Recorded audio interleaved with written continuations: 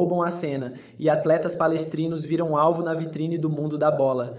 Entre eles está Diaye, que despertou interesse no Chelsea. Da Inglaterra, outro que também levantou interesses é o meio-campista Richard Hughes, uma das peças-chave do elenco comandado por Abel Ferreira.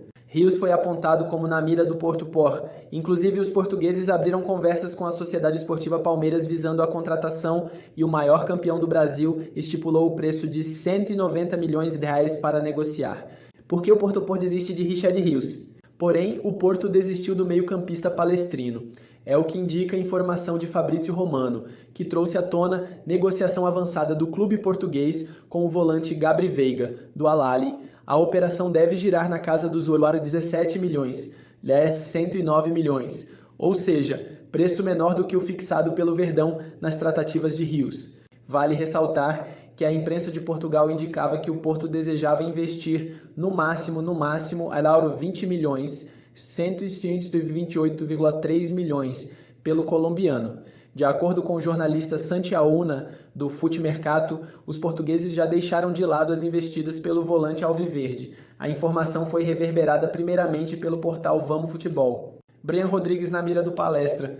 No Verdão, a abertura da janela de negociações não desperta grande mobilização para a chegada de reforços na academia de futebol, mas há um alvo, Brian Rodrigues. Para vencer a concorrência com o Vasco, o Palmeiras ofereceu um contrato de 4 anos e um salário de 800 mil mensais.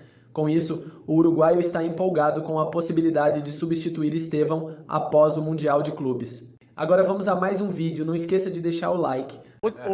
O Veloso, Oi. o Palmeiras, que é impressionante o que o Abel Ferreira fez, que joga a Copa do Brasil contra o Ceará, qual é a ideia dos títulos que o Palmeiras tem e qual é a ideia, olha a pergunta, para vocês igual, e qual é a ideia, Souza, Nicola, de disputar o Mundial com a renovação de contrato já feita do Abel?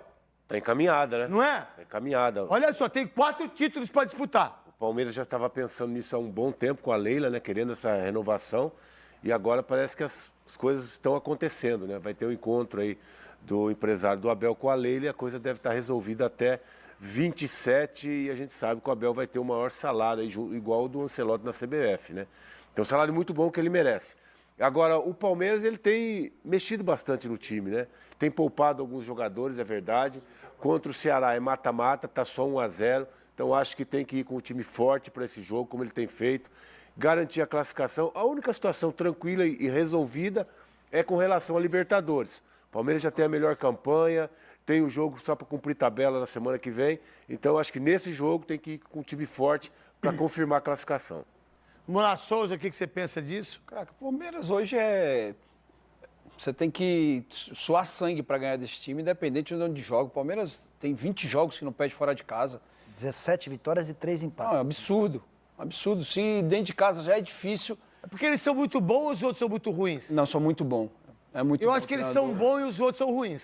O outro é muito bom, cara. O Palmeiras é muito bom. O Palmeiras é um time muito consistente e tem uma coisa que poucos times têm, bola parada, que tem decidido o jogo tá enroscado, aí pega escanteio, bola lateral, bem batida. Era o Veiga, agora é o Estevão.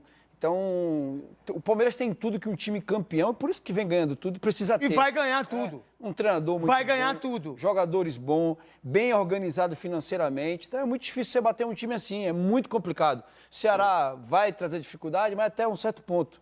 Depois, a gente já vai ver o que a gente está vendo durante 3 anos aí seguidos, que é o Palmeiras ganhando. Nicola. Esse é um dos melhores Palmeiras de todos os tempos. Para mim é de longe o melhor elenco que o Palmeiras tem desde que o Abel Ferreira foi contratado.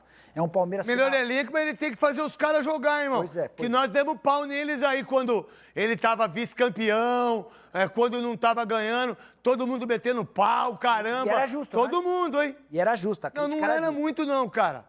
Não era muito não, cara, do meu ponto de vista. Achei que no Paulista o Palmeiras deixou bastante a desejar. Ele foi vice-campeão. Mas pro que o Palmeiras tem, eu acho que foi pouco. Mas foi visto, ele disputou o título e perdeu pro Corinthians. Não tinha no Paulista. Mas já tinha uma boa base do... Não, enfim, o que tinha era só o Facundo, que foi a Que novidade veio. do Paulista. Só ele. Mas o elenco é muito bom. O Paulinho chegou depois, o Vitor Roque chegou depois, mas mesmo assim já era um Palmeiras que para mim é bastante acima dos rivais paulistas. Hoje o Palmeiras é o melhor elenco e é o time mais concentrado. É muito difícil ganhar do Palmeiras. E a classificação contra o Ceará, para mim, é uma questão de formalidade. Vamos lá, mostra aqui o Cafu aqui. Que o Cafu, acho que o Cafu nunca veio aqui, né? Veio. Nos Donos da Bola? Veio. Ah, desculpa, do pré-lançamento do livro. Pré-lançamento do livro, desculpa. exatamente. Aqui, ó, rapaziada, um menino, uma bola e um sonho que move milhões de garotos espalhados pelo globo. Manifesto dos clubes aí, para mudança do estatuto da CBF. Como você não assina, Leila, Palmeiras? Como você, clube Palmeiras, que eu tanto amo, não assina? Até agora, nós todos reclamando por fair play financeiro. Você falando em entrevistas aí que alguns clubes não pagam, que deveriam pagar, que é um absurdo. O tempo inteiro a gente reclama da falta de profissionalização dos árbitros, Leila. Por que você não assinou? Tá aqui, gente. Tá aqui, ó. É isso aqui que ela deixou de assinar. Gente, isso é um absurdo. É um absurdo. Não há motivo. E sabe qual é a justificativa do Palmeiras? Sabe qual é a justificativa? Que o novo presidente da CBF precisa de tranquilidade para trabalhar. Leila, você tá apoiando o cara e todo mundo sabe e não tem problema. Outros clubes também estão apoiando, tá tudo bem. Tá tudo certo apoiar, é seu apoio político, tá beleza. Tá tranquilo, mas você não precisa deixar de assinar algo que tem que acontecer. Não faz o menor sentido. Isso é incoerência. Ou é política, ou você pensa em alguma coisa no futuro. Né? Porque esse bom relacionamento, Leila, tá indo contra as coisas que você fala. Ou sempre falou. O Palmeiras é o único clube da Série A que não assinou um documento com a justificativa de eles precisam começar com a cabeça tranquila para um bom trabalho. Tá de brincadeira, velho. Errou, Leila Pereira. Como vem acertando nos últimos tempos, eu tenho aqui um perfil de elogiar quando eu acho que tenho que elogiar e de criticar quando eu acho que tenho que criticar. Beleza? Rapaziada, vamos falar do tal do projeto aí do Cristiano Ronaldo e Palmeiras, beleza? Eu peço 1 minuto e meio pra vocês, eu venho com um comercial e na sequência, logo na sequência, esse assunto que gerou tanta polêmica e eu vou falar pra vocês tudo que eu vi com a maior verdade do planeta, beleza? Vamos que vamos, volto em 1 minuto e meio. Família, palmeirense agora tem que saber falar inglês, hein, velho? Se liga só, curso de inglês totalmente gratuito. É isso mesmo, você vai rolar dos dias 26 a 29 lá, sem gramatiquez e sem muita complicação, beleza? O link tá aqui no primeiro comentário fixado ou volta aí um pouquinho no vídeo que você passa o QR Code. É inglês de graça. Eu já fiz alguns cursos, a galera do grupo de membros já fez algumas notícias em primeira mão, aí, opiniões, enfim, discussões no Pauta Livre toda segunda, quarta e quinta, 9h20 da manhã, tá? E ele falou sobre um projeto do Cristiano Ronaldo e Palmeiras. Nessa live a gente fez um corte, postou nas redes curtas e a galera está escurraçando o Facincani nesses comentários, beleza? Assim que terminou a live, eu liguei para o Facincani por vídeo, porque ele falou, Boca, eu mostro tudo pra você, tá? E eu fiz questão de ligar pro Facincani, que eu conheço há bastante tempo. Nós temos, às vezes, opiniões muito diferentes quando falamos de Palmeiras. E isso faz parte. Isso faz parte. Mas nós nos conhecemos há muito tempo, nos respeitamos, porque é assim que tem que ser. Ligamos por vídeo, eu falei, Facincani, que é isso, cara? Que é isso? A galera está escurraçando o Facincani, achando que ele é mentiroso, e quem está fazendo isso está cometendo um grande erro. Um grande erro estão cometendo. O Facincani não está contando mentira nenhuma pra vocês. Antes de mais nada, em momento nenhum, o Facincani fala na live, ou então no corte que a gente colocou, obviamente por ser um trecho da live, que o Cristiano Ronaldo vem para o Palmeiras. Ou que o Palmeiras, nesse momento, está buscando o Cristiano Ronaldo. Então não tem por que vocês fazerem isso virar meme. Não tem por que vocês irem contra uma informação que o cara tá dando. Não tem porquê. Ele não falou isso em momento nenhum, muito pelo contrário. O Facincani acha que ele não vem, que o Cristiano Ronaldo não vem para o Palmeiras. Eu acho que o Palmeiras deve atravessar outros clubes. Já fiz um vídeo sobre isso, quem quiser pesquisa aí que vocês vão achar.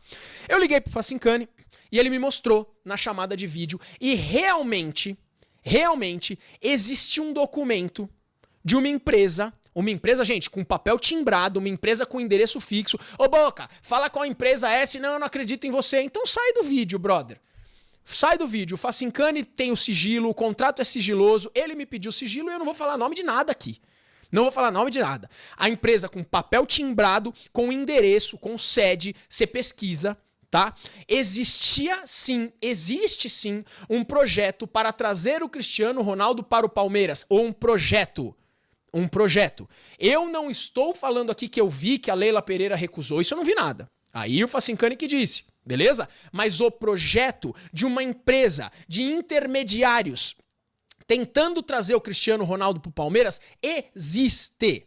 E o Facincani me mostrou o documento. Eu tô falando o que eu vi pra vocês. Se isso chegou na Leila, falam que isso chegou na Leila, falam que isso chegou no Palmeiras e que foi rejeitado. Eu vi o projeto de cabo a rabo. Um projeto extremamente bem feito, com um plano de ação pra trazer o jogador. 3 marcas parceiras. 2 das 3 extremamente conhecidas por vocês. Extremamente conhecidas. Com plano de ação, salários, plano de pagamento, plano de marketing, tempo de contrato. O Facincani não mentiu quando ele falou que o contrato poderia se estender até o ano de 2028. Tá escrito num projeto de um intermediário que chegou. Beleza? Aprovação do Abel Ferreira e por aí vai. Então, ligação com o Abel Ferreira, plano para disputar o Mundial de Clubes. Eu vi todo o documento, são quase 30 páginas de documento. Um projeto extremamente bem feito. Boca, qual é a sua opinião? O Facincani me disse que esse projeto chegou a Leila Pereira, que achou um absurdo e não deu sequência. Boca, você ouviu isso? Não. Eu tenho um compromisso muito grande com você que está me assistindo. Tá? Agora, ninguém acreditou no tal do projeto do Facincani. Eu vi com os meus próprios olhos o projeto inteiro, tá? De um intermediário, de uma empresa gigante intermediária que ia fazer essa situação acontecer. Beleza? Então tá aí tudo que eu vi, não é motivo de chacota, vocês estão detonando o cara, tomem muito cuidado com isso, ficar julgando o que os caras falam sem saber o que tá acontecendo. Né? A gente precisa pesquisar mais a fundo pra saber o que tá acontecendo. Falo isso com todo respeito, falo isso com todo cuidado, tá? Não sei se isso chegou de fato ao Palmeiras. Repito aqui pra vocês também não chegarem com um monte de comentário. O porquê eu trago esse vídeo? O tal do documento existe com todos os dados que eu passei aqui com vocês, beleza? Com uma empresa que tem sede, papel timbrado e por aí vai. Não é mentira do Felipe Facincani, tá bom? Tomem muito cuidado com isso. Avante palestra. Ô Boca, e aí, você acredita que vai pra frente? Não, mano, não. Eu não acredito que o Cristiano Ronaldo venha pro Palmeiras e eu acho que o Palmeiras deveria ir atrás. Ah, Boca, será que é por isso que o jornal... Foi mexicano, gente? Agora eu não lembro, tá? Perdão, minha audiência aqui, perdão. Não lembro se... Por isso que o jornal mexicano cravou? É? Ô, Boca, por isso que o Marca tava dando como notícia? É? Agora do Marca ninguém duvidou, né, velho? Do Facincani todo mundo meteu o pau. Vocês precisam pensar um pouco mais nisso. Isso porque é um cara que tem pensamentos diferentes dos meus. Do Marca ninguém duvidou. Tava tudo certo. Tá? O meu pensamento é o mesmo, gente. Depois de trazer esses dados pra vocês, tá, Boca, conclui esse vídeo aqui. Vou concluir esse vídeo aqui pra vocês. Se algum clube agora, Flamengo ou Botafogo, estiver realmente tentando fazer isso acontecer, que o Palmeiras, através desse projeto de intermediários que existe, ou através de outra forma, busque uma solução pra atravessar, tá bom? Boca, você acha que ele vem pro Brasil? Eu acho difícil. Continuo achando muito difícil, tá bom? Avante palestra, espero ter esclarecido. Amanhã vocês passem na live aqui, amanhã, quarta-feira, 9h20 da manhã, vai estar a gente aqui, o Facinca vai estar aqui, e aí vocês peçam mais esclarecimentos se vocês quiserem, tá? Querem acreditar em mim? Show de bola, agradeço. Eu sei que eu tenho muita gente aqui que confia no meu trabalho. Não acredita em mim, parceiro, tá tudo certo, mano. Fica no... Bondoso aí de 1,2 bi de real de receita, dependendo muito da receita de venda de jogador, né? A gente sempre separa entre receita recorrente e não recorrente. Então, para quem está ouvindo a gente aí, né, receita recorrente é aquilo que, né, sempre acontece, que o clube tem algum nível de controle maior em cima disso. Então, nesse caso, né, os direitos de transmissão, que no caso do Palmeiras, né, olhar a colinha aqui, ano passado representaram 22% do total. Receitas comerciais, que aí entra patrocínio, entra licenciamento, que no caso do Palmeiras representaram 16% do total. E as receitas B2C, né, venda de ingresso, o programa de sócio-torcedor e venda de camisa, que no caso do Palmeiras foram outros 11%, além de outras receitas que envolvem ali clube social, no caso do Palmeiras, o Allianz Parque, enfim. Então, O Palmeiras teve ano passado, se somar isso com tudo que eu falei agora, 55% de receitas recorrentes versus 45% de receitas não recorrentes, que nesse caso são o quê? Venda de jogador, né? A transação do Hendrick contabilizada ano passado, Luiz Guilherme contabilizado ano passado, teve o Kevin, garoto da base, vendido lá para o Shakhtar da Ucrânia também, contabilizado ano passado. Uma parcela pequena do Estevão, contabilizado ano passado. A porrada ainda vai vir agora em 2025. Então, quando você falou aí que o Palmeiras está transformando a receita não recorrente em algo recorrente, é verdadeiro, né? Por mais que o clube não deva contar com isso quando ele se planeja para o exercício seguinte. Muito fruto do trabalho de alto nível que o João Paulo Sampaio faz lá na base do Palmeiras já há muito tempo. Então, lado muito positivo, o Palmeiras consegue, mesmo com a 4ª torcida do país, num momento de crescimento de torcida, de relevância e de marca, ser a 2ª receita. Tem esse desafio de compor um pouco melhor com a receita recorrente. Quando a gente falar de Flamengo e de São Paulo, principalmente, a gente explica melhor aí como é que essa composição de receita recorrente ela pode evoluir. E do outro lado tem até o próprio César, né, o Grafietti, fez uma coluna falando sobre Palmeiras e Flamengo e ele destacou isso lá. Né, tem um pequeno sinal de alerta aí, que é o endividamento. Né, o endividamento ainda está controlado, se a gente olhar para parâmetros de mercado. Né, o ponto fundamental desse endividamento que você comentou é que é um contas a pagar grande, né, não são dívidas que estão vencidas para trás e situações que têm que ser renegociadas eventualmente pelo clube.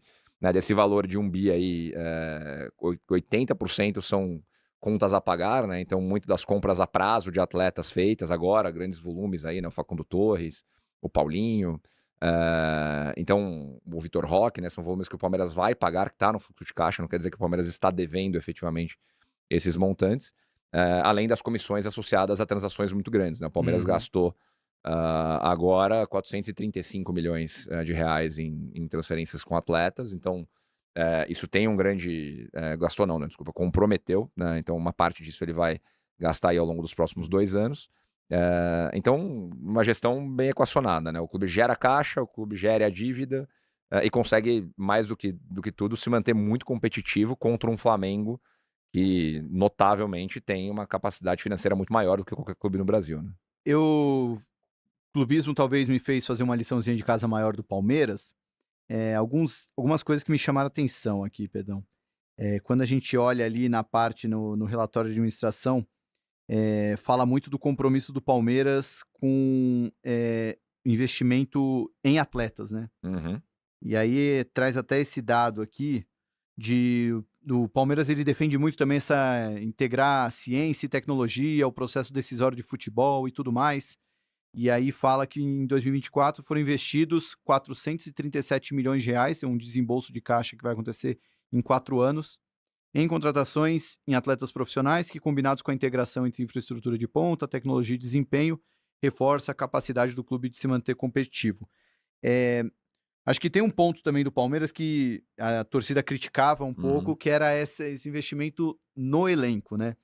E talvez no ano passado, o aumento da participação da receita não recorrente veio também do resultado dentro de campo, que não foi como nos outros anos. Né? Então o Palmeiras teve, eu até peguei lá, eu somei, dava um valor bem próximo de 50 milhões de reais se tirar bilheteria, o direito de transmissão e tinha mais algum item do fato de premiação. O fato do Palmeiras ter sido eliminado das oitavas da Copa do Brasil e também da Libertadores. Né? Então, o fato de não ter chego tão longe nessas competições teve um ligeiro impacto ali. A receita, claro.